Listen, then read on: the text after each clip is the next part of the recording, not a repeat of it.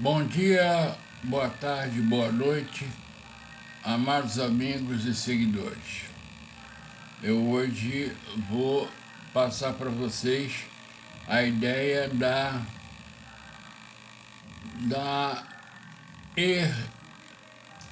genética da formação de Jesus Cristo. Vamos lá. Em Lucas capítulo 20, Jesus diz: e ele lhes disse, como dizem que o Cristo é filho de Davi, visto como o mesmo Davi diz no livro dos Salmos, disse o Senhor ao meu Senhor: assenta-te à minha direita, até que eu ponha os teus inimigos por escabelo de teus pés. Se Davi lhe chama Senhor, como é que ele é seu filho? E ouvindo todo o povo, disse Jesus aos seus discípulos: guardai-vos dos escribas que querem andar com vestes compridas e amam as saudações das praças e as principais cadeiras das sinagogas e os primeiros lugares nos banquetes, que devoram as casas das viúvas, fazendo por pretexto largas orações. Estes receberão maior condenação. Ele começa aqui mostrando o lado errado dos fariseus. Mas o importante é que ele dizer: se o Senhor disse ao meu Senhor, quer dizer, se ele chama Jesus Cristo de Senhor, como que Jesus Cristo é filho de Davi? Se o próprio Davi, inclusive vou ler aqui o Salmo 110, onde é o próprio Davi que fala. Salmo 110, verso 1. Salmo de Davi. E disse o Senhor ao meu Senhor: assenta-te à minha direita, até que eu ponha os teus inimigos debaixo dos teus pés. O Senhor enviará de Sião o cetro de seu poder, dizendo: domina entre os teus inimigos. Apresentar-se-á voluntariamente o teu povo no dia do teu poder, com santos ornamentos, como o orvalho emergindo da aurora, serão os teus jovens. O Senhor jurou e não se arrependerá. Tu és sacerdote para sempre, segundo a ordem de Melquisedeque. A gente já falou que Melquisedeque não teve origem, ele não tem genealogia. Uma coisa indispensável para o povo daquela época era saber a sua ancestralidade. Eu sou filho de fulano, que é filho de Beltrano, que é filho de Cicrano, e assim sucessivamente. Isso era um documento, era uma coisa importantíssima. Mas Melquisedeque não tinha genealogia. Ele não nasceu de ninguém e também não teve final de existência. Apresentar-se-á voluntariamente o teu povo no dia do teu poder, com santos ornamentos, como o orvalho emergindo da aurora serão os teus jovens. O Senhor jurou e não se arrependerá. Tu és sacerdote para sempre, segundo a ordem de Melquisedeque. O Senhor à tua direita, no dia da sua ira, esmagará os reis. Ele julga entre as nações, enche-as de cadáveres e esmagará cabeças por toda a terra. De caminho, bebe da torrente e passa de cabeça erguida. Bom, gente, é o seguinte, vamos falar da reprodução humana. O natural, o ser humano. Para se gerar uma outra vida, é necessário que o espermatozoide do homem, que é fabricado aos milhões, encontre um óvulo lá na trompa de Falópio, lá no aparelho reprodutor feminino, para que fecunde, para fecundar. Bom, nós sabemos que José não teve participação, então não teve espermatozoide. Ou nós podemos acreditar que Deus fez uma inseminação de espermatozoides de Maria. Eu acho isso até herético, heresia. O que acontece? Por que não existe essa ligação de Davi com Jesus Cristo?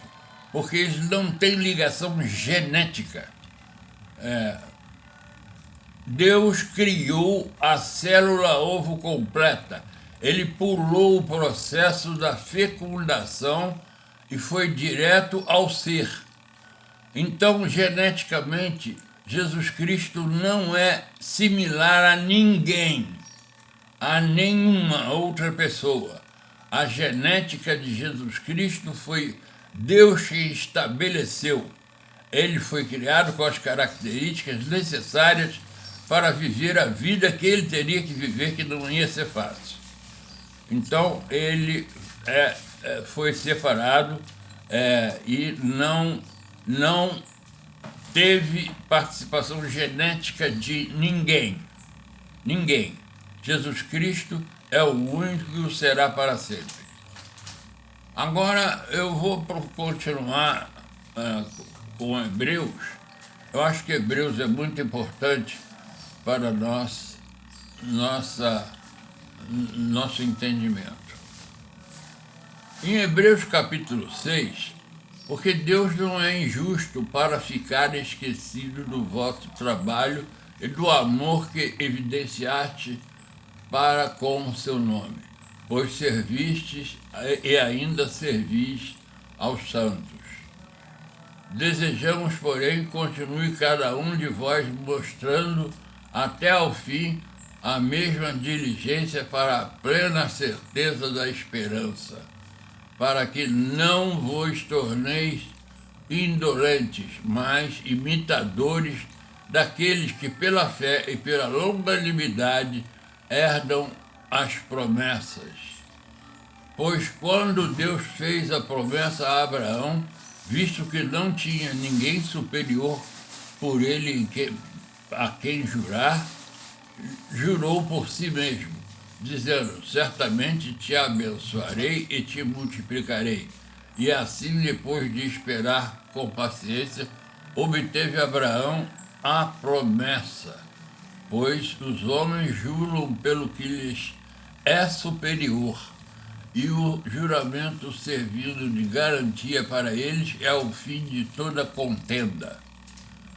Por isso, Deus, quando quis mostrar mais firmemente aos herdeiros da promessa a imutabilidade do seu propósito, se interpôs com o juramento, para que, mediante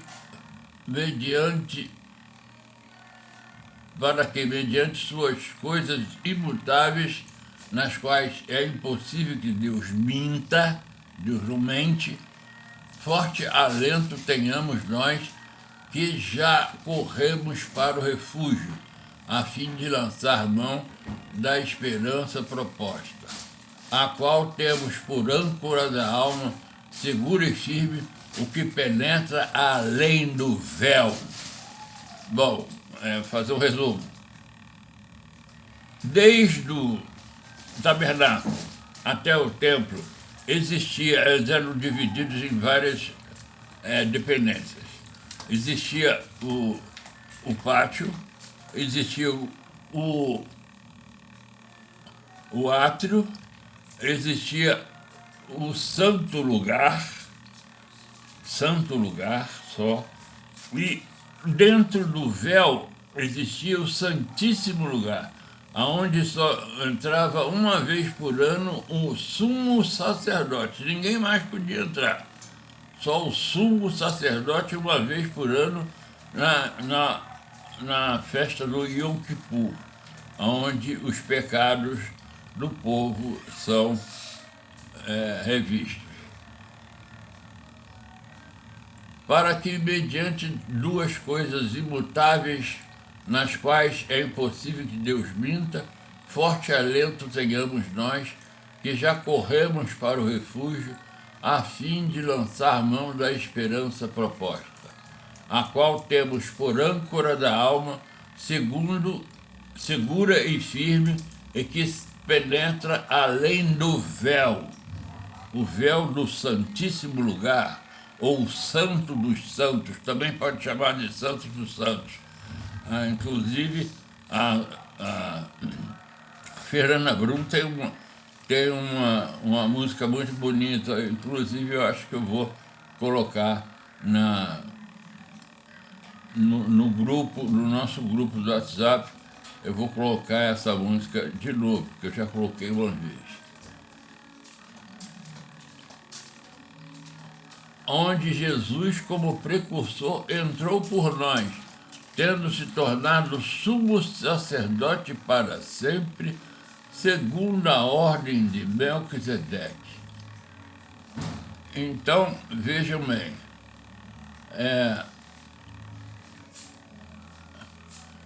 em Hebreus capítulo 8, ora, o essencial das coisas que temos dito é que possuímos tal sumo sacerdote que se assentou à destra do trono da majestade nos céus, como ministro do santuário e do verdadeiro tabernáculo, que o Senhor erigiu, não o homem. Pois todo sumo sacerdote é constituído para oferecer tanto dons como sacrifícios, por isso ele era necessário que também esse sumo sacerdote tivesse o que oferecer. Ora, se ele estivesse na terra, nem mesmo sacerdote seria, visto existirem aqueles que oferecem os dons segundo a lei, os quais ministram em figura e sombra das coisas celestes, assim como foi Moisés divinamente instruído quando estava para construir o tabernáculo. Pois diz ele: vê que faças todas as coisas de acordo com o modelo que te foi mostrado no monte. Agora, com efeito, obteve Jesus ministério tanto mais excelente, quanto é também mediador de superior aliança instituída com base em superiores promessas. Porque se aquela primeira aliança tivesse sido sem defeito, de maneira alguma estaria sendo buscado lugar para uma segunda, que seria o segundo pacto.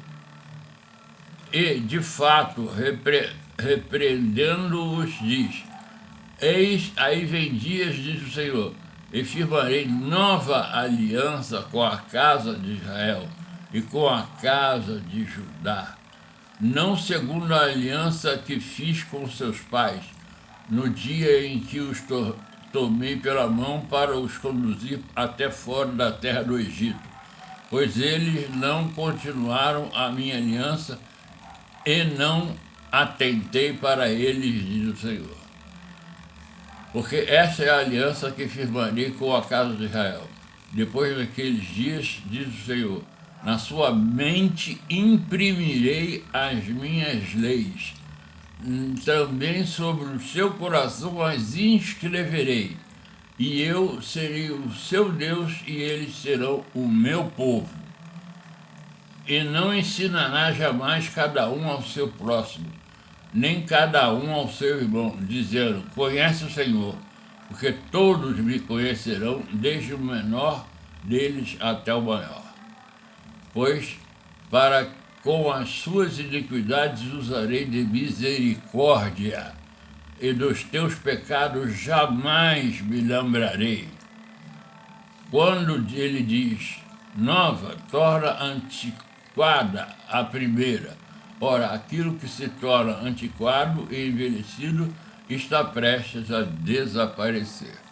Bom, nós estamos aí uma transição da lei para a graça. da lei para a graça. Como eu havia dito, antigamente a lei de Moisés era fiscalizada por homens, mas depois de Jesus Cristo, o Evangelho foi pregado para os gentios, e os gentios não tinham essa obrigação de cumprir a lei de Moisés. E dessa forma foi lastrado pela terra inteira o ensinamento de Jesus Cristo. O mais importante o importantíssimo no começo desse vídeo foi justamente dizer que Jesus Cristo não é filho de Davi. Jesus Cristo nasceu na família de Davi. Deus nasceu no útero de Maria. Só que Maria não era a mãe biológica dele. Ele tinha uma genética completamente adversa. Inclusive, você vê a forma que Jesus trata Maria, não é que seja ignorância nem nada, mas você nota que não existe consanguinidade. Porque a consanguinidade faz as pessoas se respeitarem mutuamente e serem limitadas. Mas Jesus não queria ser limitado pela sua mãe. Ele não queria que a sua família o limitasse, porque ele tinha a obra dele para cumprir. E tinha hora que ele era duro no falar, justamente para manter a sua autoridade como Deus, como Filho de Deus, Filho do homem. Ele é chamado Filho do homem porque nasceu de um ventre de mulher. Então, bom, nós terminamos por aqui. Eu vou fazer uma breve oração. Senhor Deus, Pai amado, bendito, Senhor de senhores, Rei de reis, toma a nossa vida nas tuas mãos, Pai, que a gente consiga adquirir entendimento, ó Senhor, para levar a tua palavra para frente. Pai, em nome de Jesus Cristo, livra-nos de todo mal, ó Senhor, livra-nos dos problemas de saúde. Ó Senhor, em nome de Jesus Cristo, eu falo isso a todos aqueles que estão ouvindo esse vídeo. Pai, em nome de Jesus Cristo, abençoe a todos, faça resplandecer seu rosto sobre elas e tenha misericórdia delas. Levante sobre elas a tua face e dê a paz. Ó Senhor, em nome de Jesus Cristo, amém. Se eu vivo e estiver e Deus quiser, farei ainda outro vídeo. Eu estou fazendo aos sábados, procurando fazer aos sábados. Já notei que tem uma